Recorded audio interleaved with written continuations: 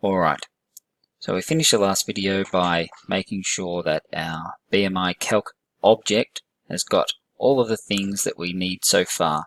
So we're going to start by dynamically replacing this bit of text here with the actual BMI that we've got here.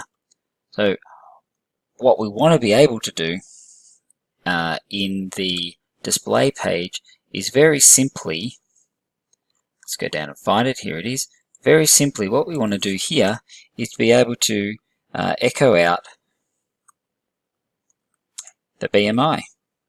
So if it was it 24.1, okay, then what we actually want to be able to see is that. That's what we want to see. We might get rid of that full stop there, because I think that might get confusing with decimal places. Alright, so that's what we want to see. So where is that number? Well, it's here inside the BMI variable of the BMICalc page. However, if we simply try to echo out the variable from our class, so our class, the instance of our class is called BMI, and the variable in our class that's got the value is called BMI. So if we try to echo it out, where are we here? We're going to have some problems. So let's see why. Alright, we've got an error. It says, cannot access protected property of the BMICalc class BMI. Why? Because it's protected. Why did we protect it?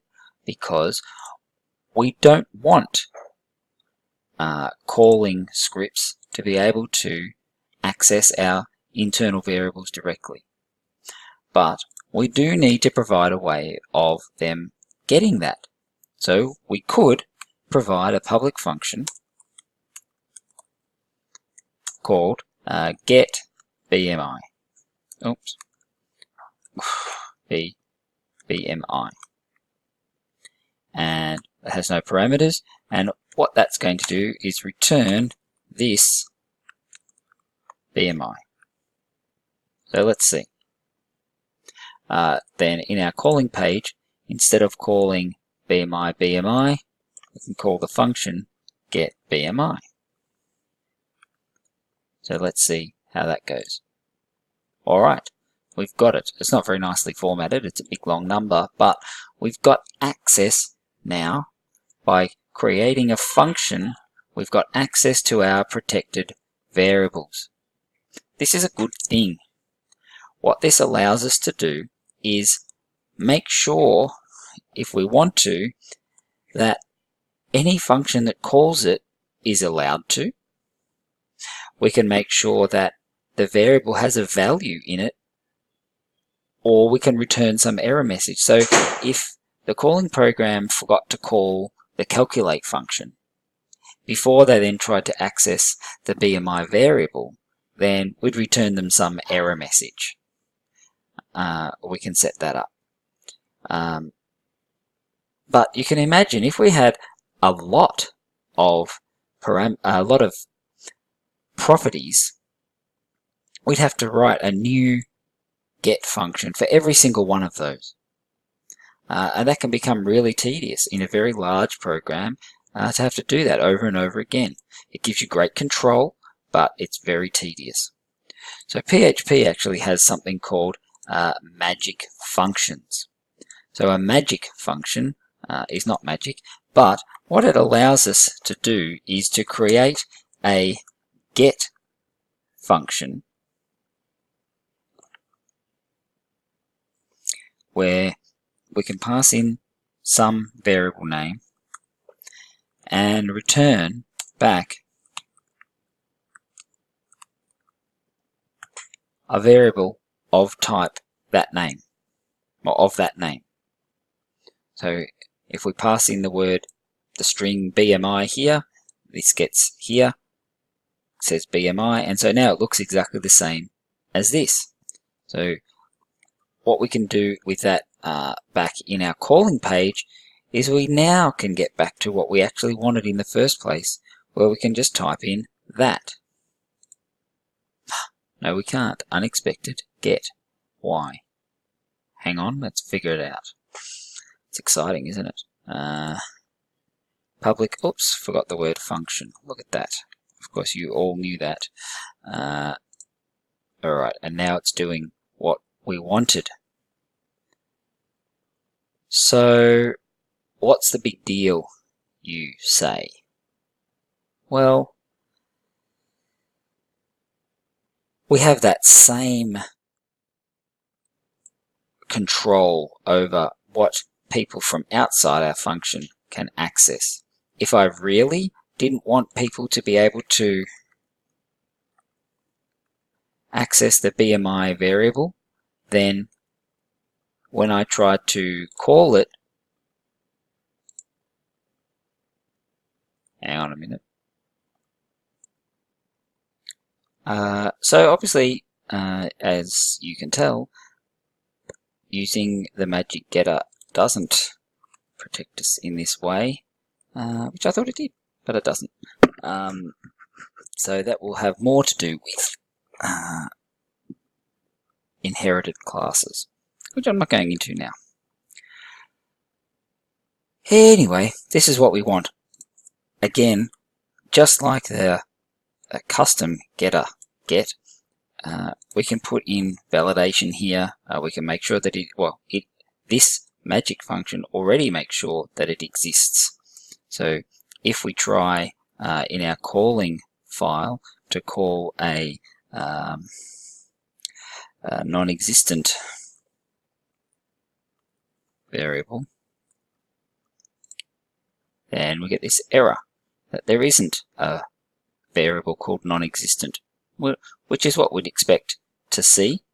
But we can access the BMI variable. Oh, I have no data. Let's put it back in. 1 meter 80, that's 75 kilos. Alright, and there's our BMI. So, as I said right at the beginning of the first video or second video, there's so many different ways of doing this. What we want to do is only output a couple of decimal places, or let's just go one decimal place. So we're going to use the number format function. Our first parameter is the BMI variable, and the second parameter is how many decimal places. We'll come back here and see that this has been updated, so that's fine. So having formatted the BMI output, we now want to change some of these variables. This one's easy. We have our BMI property, which is got the same name, weight. Of course, we need to echo that out. That's not going to do anything. So now we can display the weight that was entered by the user in kilograms. We can put that back here and give them a bit more information here because it was kilograms that they entered. So that's fine.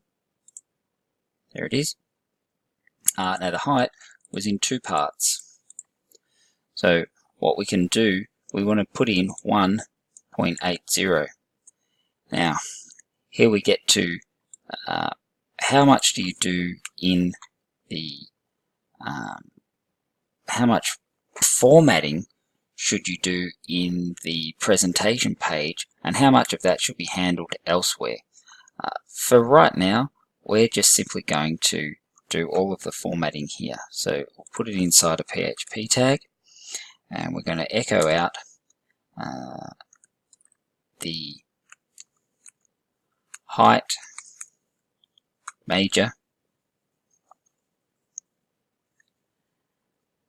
and then we're going to echo out a decimal place, and then we're going to echo out the BMI height minor, and then we're going to echo out meters. So what we end up with then is an error. Unexpected BMI. Oh, okay. Let's have a look. PHP echo BMI major plus that. Oops, plus that. So concatenating all of that out, and now we've got 1.8 meters. So if we put something else in, let's go with 1 meter 56 and 67 kilos. Alright, these are updated. We've got our new BMI, and these match our object, which of course is what we'd expect. Alright, so let us update the date here. Oops, that's a bit of cheating. We'll update this date here. And to do that, we're going to echo out date function, which takes 2 parameters. The first parameter is the format that you want. So we're in Australia, so we go day, month, year. So capital Y for 4-digit year. That's enough just to start with. Let's see what we get. So the 8th of the 2nd, 2019. We are looking to make our calculation a bit more internationalized by using imperial measures, so we do need to be careful about which date format we use. We could look at the standard database format. We could pop it in something like that. The year, then the month, then the day. That's pretty standard, but not particularly user-friendly. Or you might do something like month dash day space year. Alright, Feb 08. Alright, or any combination that you like. So on the PHP website, here are all the different ways in which you can format dates and times. You can have the month in full. Alright, so we could go full month, day, year. So we've got February 8, 19. If we don't want to have the 8, then we can do numeric representation. Where's the numeric representation of the days? Day, 2-digit, J. So put a J in instead of a D. Then we can get February 8, 2019. And again, there's a whole lot of things. I think there's even, English ordinal suffix. So here we go. We can go S like this, and it will do all that 8th, 2nd, 3rd, that kind of stuff. And it does it all for you, rather than you have to figure it all out. Okay, so there's 2 more places that we need to update here. So what we want to put into this part here is whether we are in the underweight, healthy, overweight, or obese category. Alright, so what we're going to do inside our class, we're going to create a new variable,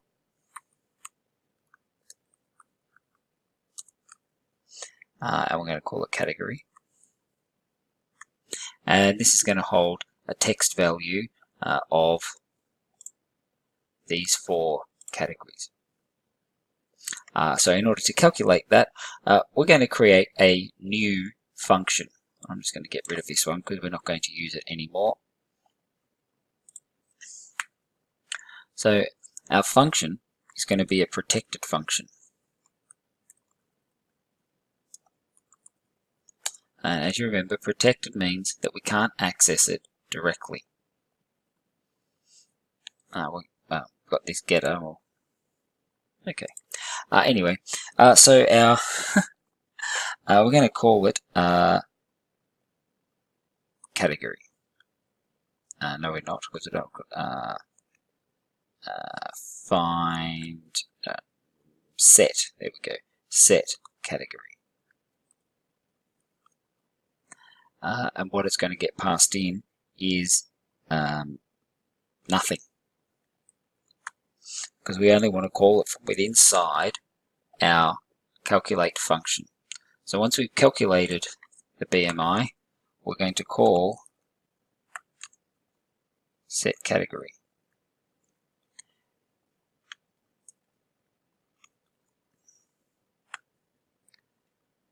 And inside set category, we're going to check that BMI has already been called. So we're going to do a little check. So we're going to say if empty this BMI, in other words, it hasn't been given a value yet, then we might actually just kill the whole thing as a warning to ourselves that the BMICalc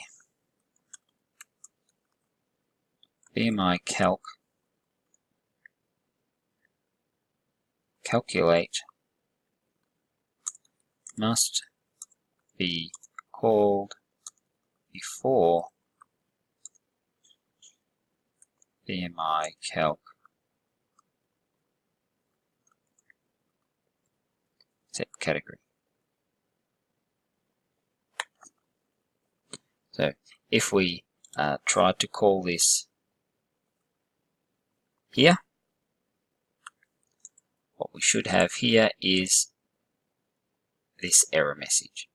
Now, hopefully, as the programmer, you will see that message before this ever goes out to users.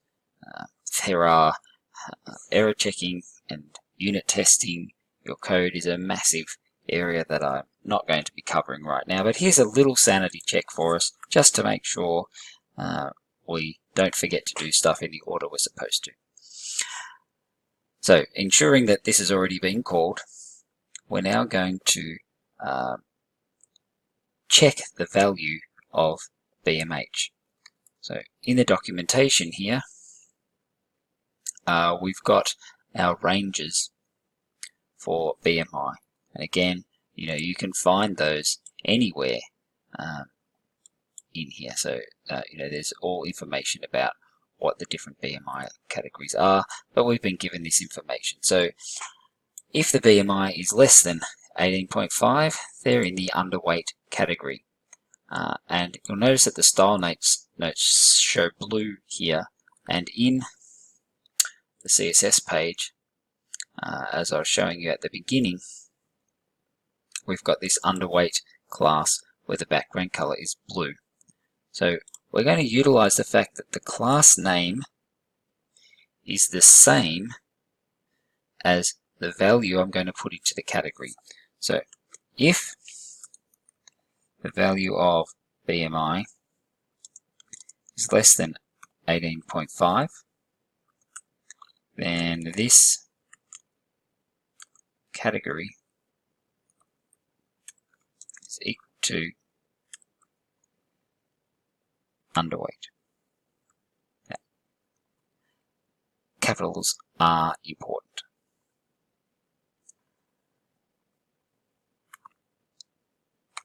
Else, this BMI is less than, so the next category is less than 25. I don't need to say over 18.5 or greater than or equal to 18.5 and less than 25. That is quite redundant. If that is true, then this is in the normal weight range. Again, just make sure, healthy. Sorry, that's a good idea to check that you're calling them the same things. The healthy weight range. Else if this BMI is less than 30, is the next one. then that is in the overweight. Else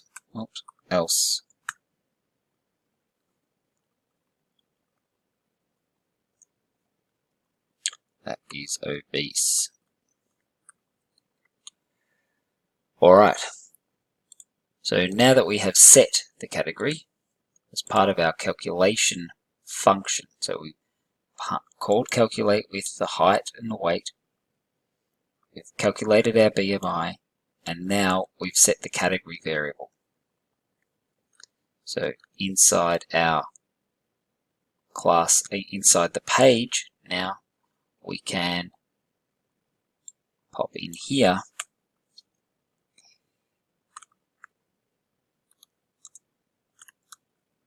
the category.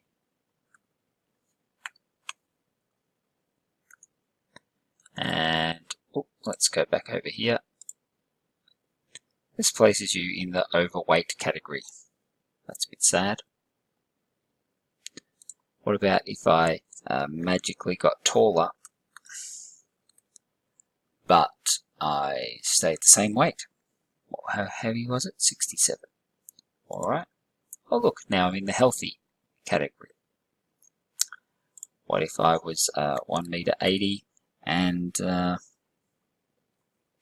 45 kilos? I'm underweight.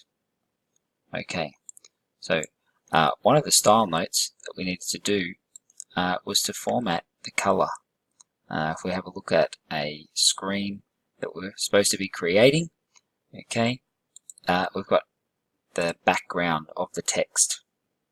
So again, there's loads of different ways of doing this. I'm going to do it in a simple way. So this is the text. I'm going to wrap that text in a span tag.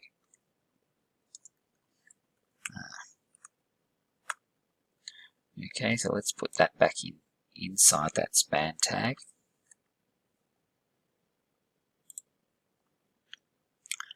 And I'm going to give the span class of this. So I'm simply going to copy this and paste it into there. So this says, this places you in the, here's a span, which has got class of underweight, for example. Then it's going to echo out, it closes off the span tag, then it's going to echo out the word underweight, close the span tag, and we've got category. And so what we should see is that this, although it's not very user-friendly, the background is blue. If we do a calculation where we're in the healthy range, you can see that it's green. If we do a calculation that falls into the obese category, it's red. Okay, so this is working the way we want it to do.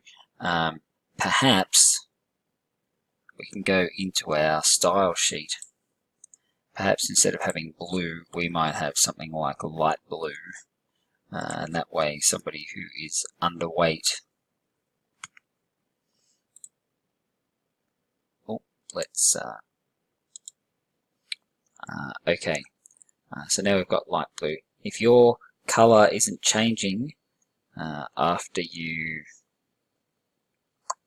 updated your style sheet, then you need to do a hard reload. So one of the ways that you can do that, if you've got the developer tools open, then you can empty the cache and do a hard reload. So you don't want to store this. We have an error. We don't have a favicon. Oh well, never mind. Alright, so that's just a little something that happens because the browser has cached what color that class represents. So it doesn't have to, every time the page reloads, doesn't have to recheck. Alright, I think that will do this video. So that really takes us up to the end of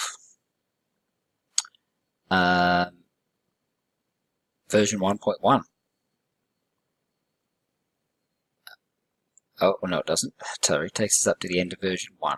Height and weight, calculate the BMI, return the category is formatted in the design notes. There we are. So the next thing we're going to do then is implement the imperial and metric versions. Alright,